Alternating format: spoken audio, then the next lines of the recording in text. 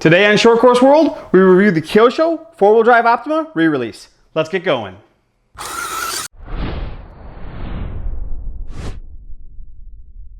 Hey everybody, Jason here and I'm back. Today we're going to do a review and I'm going to show you some running footage of this Kyosho Optima. This is the re-release for 2016. Let's go ahead and get this thing out of the box. We'll head over to the bench and I'll show you what's inside my car.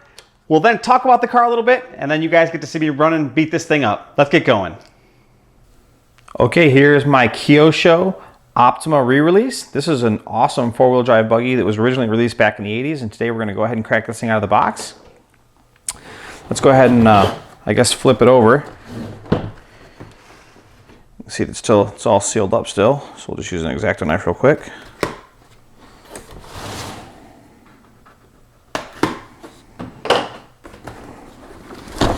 And I've literally never got this thing out of the box yet, so I'm taking it out of the box. I'm going to see the same thing you're going to see.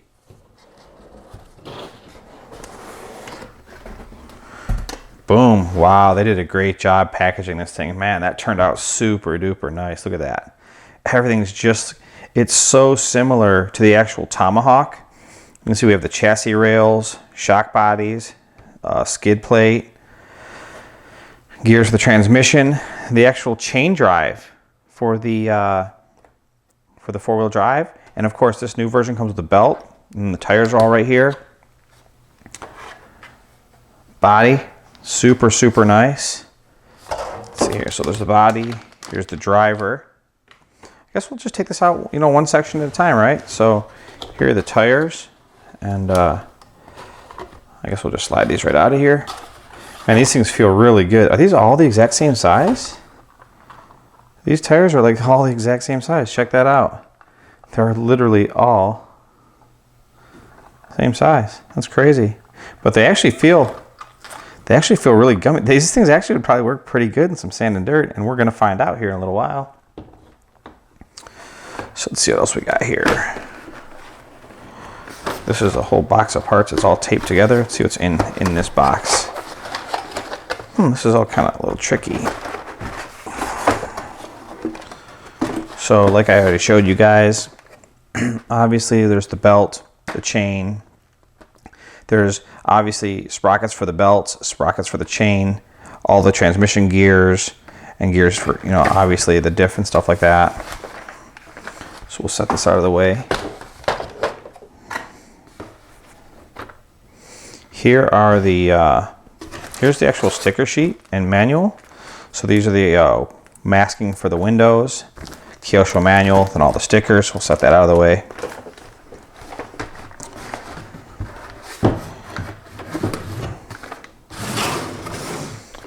Okay, so we already looked at this. Obviously the rails, skid plate, steering knuckles, shock bodies, and all this stuff. But let's see what's in this box here.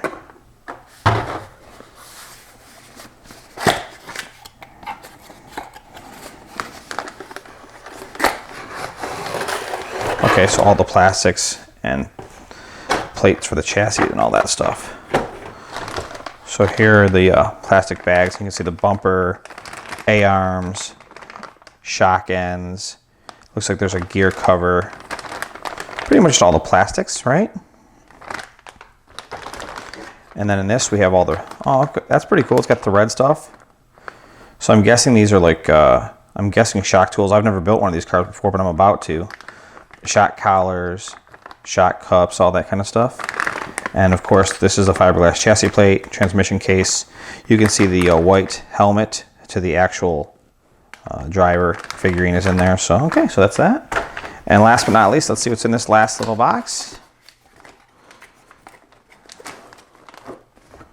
Oh, here we go. Ooh. Okay, so here we have the actual wheels. Looks like they're molded. They're actually pretty nice, and they're actually on, looks like 12mm hexes.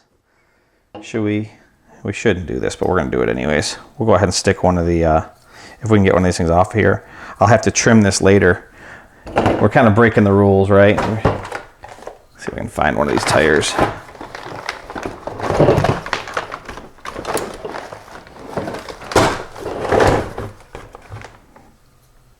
So let's see what it looks like on here. I know that we shouldn't be doing this just yet, but I don't care. It's almost like we're starting the build and part of the unboxing. Yeah, that looks nice. So obviously we'll go in there and clean up all the flashing off the wheel with a nice set of flush cutters and stuff like that. We won't leave any of this stuff in there, but that's that. And then the last bag.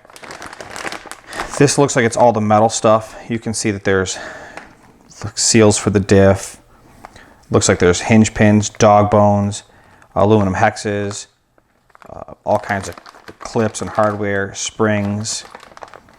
So aluminum pieces to finish off the chassis. That's it. That's what you get.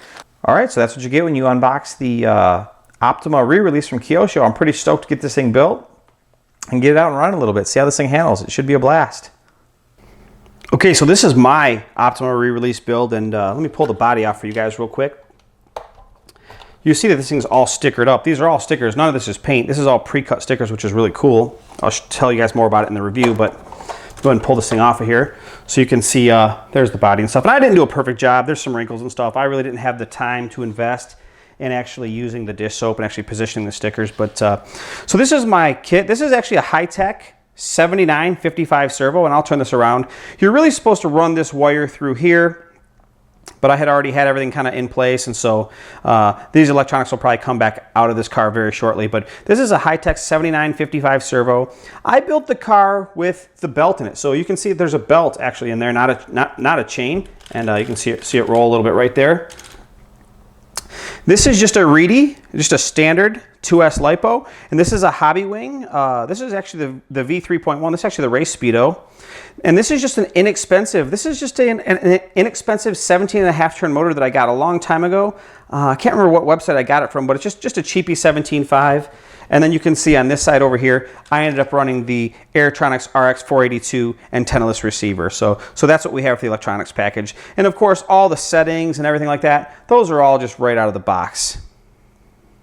Okay, so you guys see that they've done a really good job over at Kyosho of packaging this thing up in a very authentic fashion. The tires are really gummy. The kit just had a really good Kyosho quality feel to it. You guys see the electronics package that I decided to put in there with the high-tech servo, the hobby wing speed control, and then just the inexpensive 17.5 motor.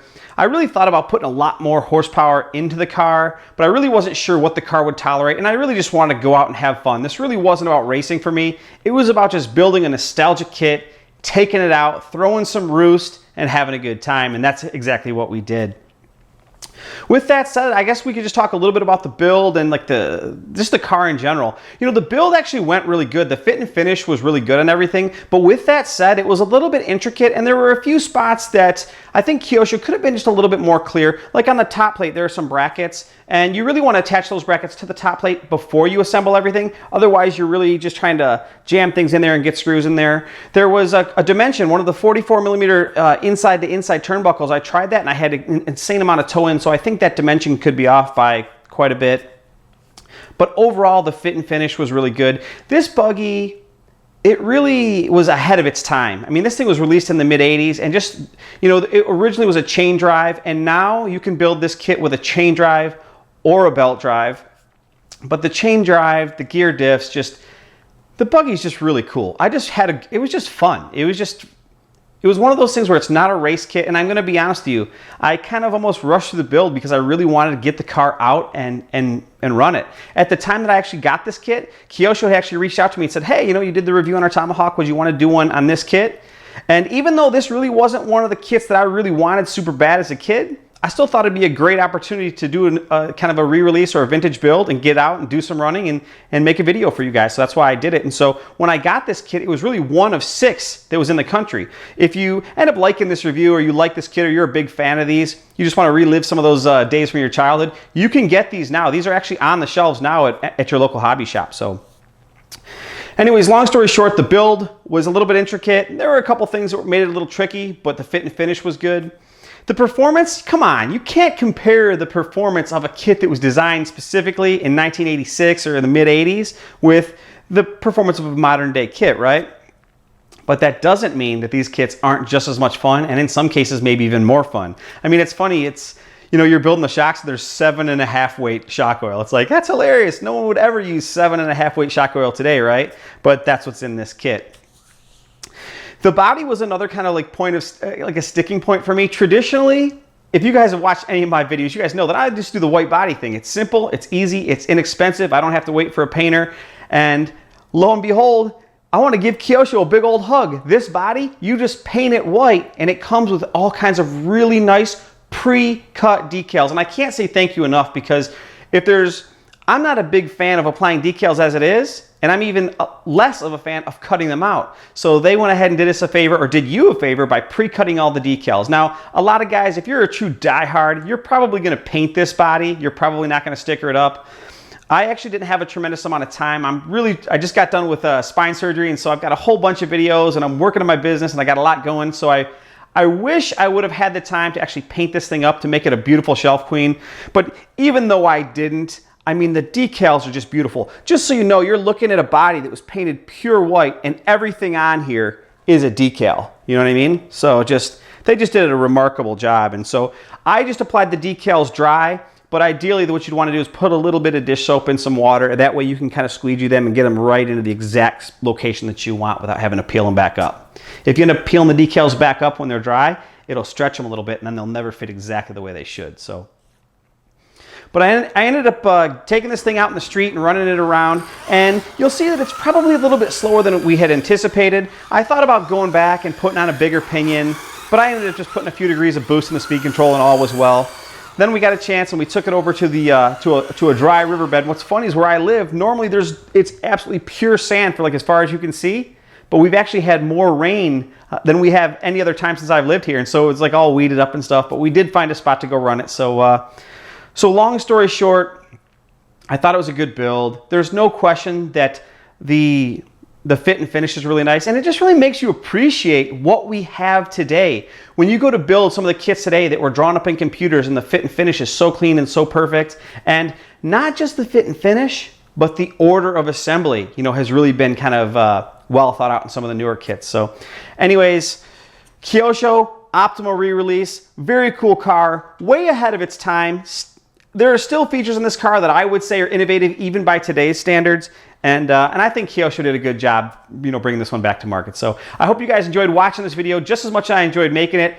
Take a few minutes, watch some of this running footage. We had a blast. We just had a blast with this thing. So, all right, you guys. See you guys in the next one. Bye-bye.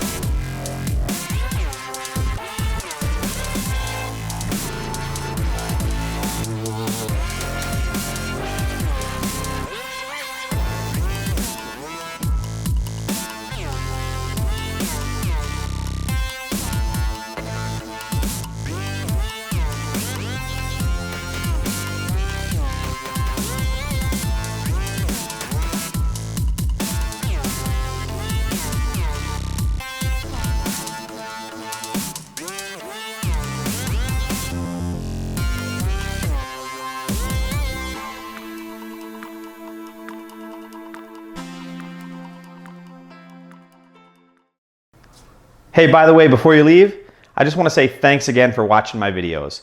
I only make these videos so that we can have fun together. Do me a big favor if you could either comment, like, or even better, subscribe to my channel. Again, thanks for watching, and we'll see you guys next time.